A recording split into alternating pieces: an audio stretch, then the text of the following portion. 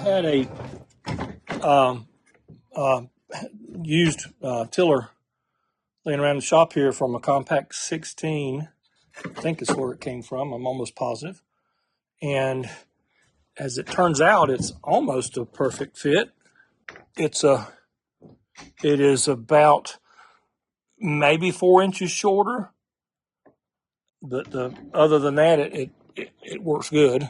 The shape of it lends itself well to the boat, and I honestly like it better a touch shorter because the other one to me was a bit long. Because the Traveler here mounted in the floor right here, I like to be able to stand just in front of the tiller when I'm motoring to the dock or whatever. That way I'm kind of good whichever way I need to go, and or even put the tiller between my legs, to steer with my legs and my body to keep my hands free. And so that being just that little bit shorter like that actually works out kind of good for me. So I think I'm gonna use that, at least to start with. I don't see a thing wrong with that. That works for me. That works for me. And it ends up, even though this has got the curve in it, it comes back down, so it's almost exactly the same height as the old one was. So that works, at least for the time being. So I'm going to take that off now and sand it out and varnish it up. I use the hardware from the Com-Pac 16 as well, just because it had the nice rounded corners and all, and just looked a little better than that. But it just fit right back on there. So it was very easy swap out. Okay, I'll give this a quick sanding here with some 220 grit paper. And then I'm going to put some varnish on. Working on the inside of this Montgomery 17 this morning, and where the little portable head goes up under the V-berth over here on the starboard side, somebody has cut out the little raised level floor section there that the little portable head sits on. And I don't know whether it was rotten or what. It could have been rotted out or something, or it could have been they were trying to get a little bit more height, for it. I don't know. But anyway, I've got to open it up just a little bit more where I've got a better ledge, and then I'm going to put in this here. This is just a second-hand piece of fiberglass here that I salvaged out of a boat. This was the part of the cockpit sole in a sailboat, and it's cord, balsa cord, so it'll be fairly strong. The balsa's not rotten or anything. So I'm gonna see if I can reuse this piece to go in there. I've got to clean it up good and saturate the edges with some epoxy, and then I'm gonna just set it in a bed of thickened epoxy and then maybe glass the edges, and just use that for a quick floor here. Being fairly lightweight and strong, and should serve the purpose. What was in there was looks like 1/2 inch plywood. I can see the edges. Looks like it was just maybe some 1/2 inch or maybe even 3/8 inch plywood that was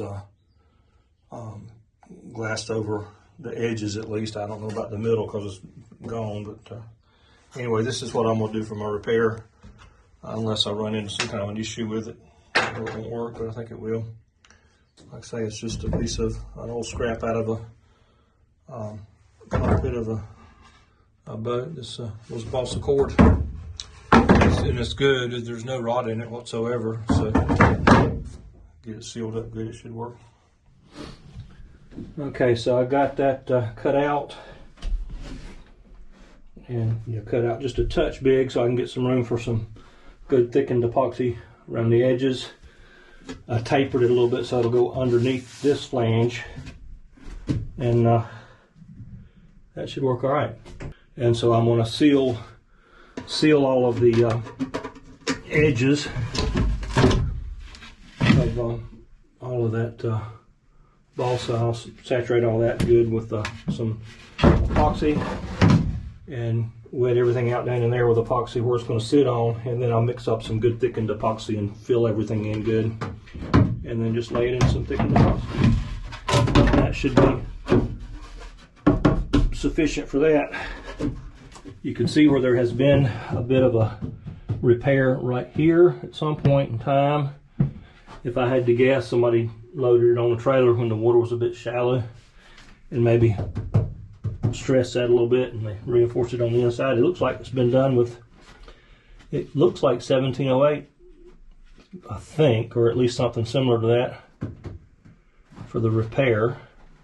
I may sand that out a little bit and put some bilge coat on it or something.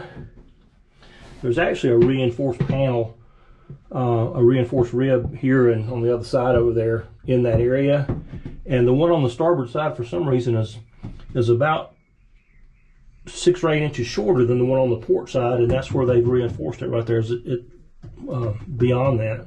So now it's the same length as the one on the port side, the reinforced area. Anyway, just typical boat work.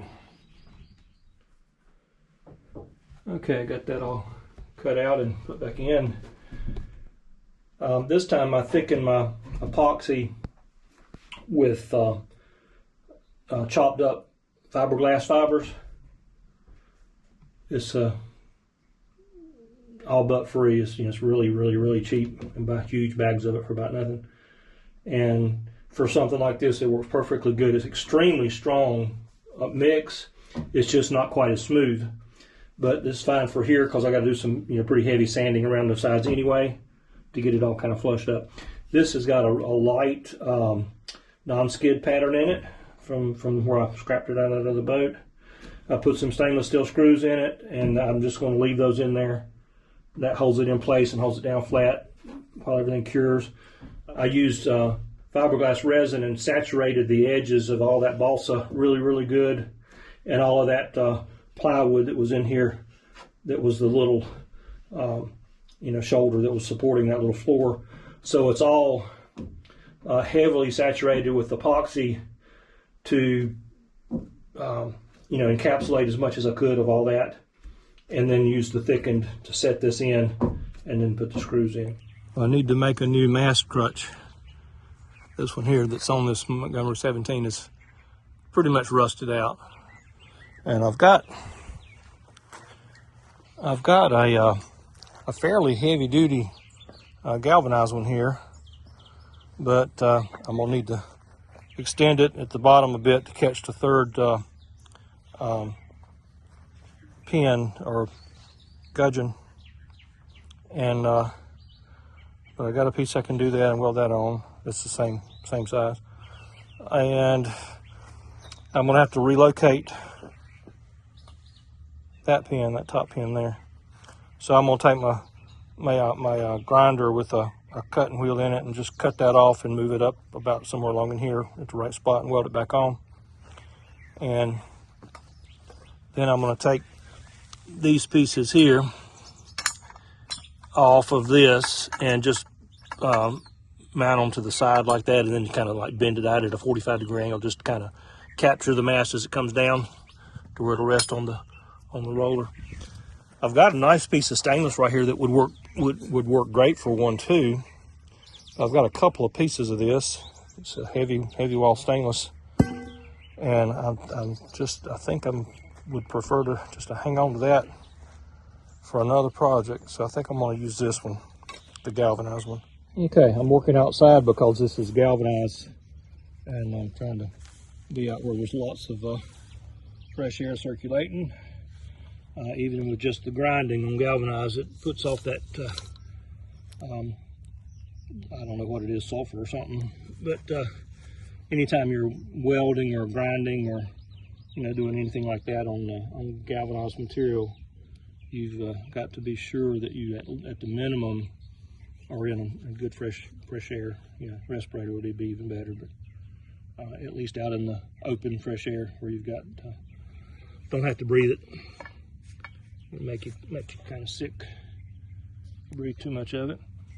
But anyway, I just took my little side grinder there with the cutoff wheel and cut that off, and now I'll just move it from there up to about to there and re-weld it, and then use some spray galvanized back on those places where I weld and where I ground on it.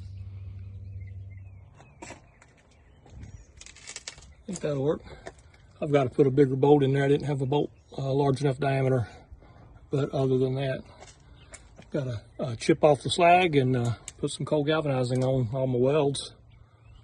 That should work. Move that top pin and add one at the bottom.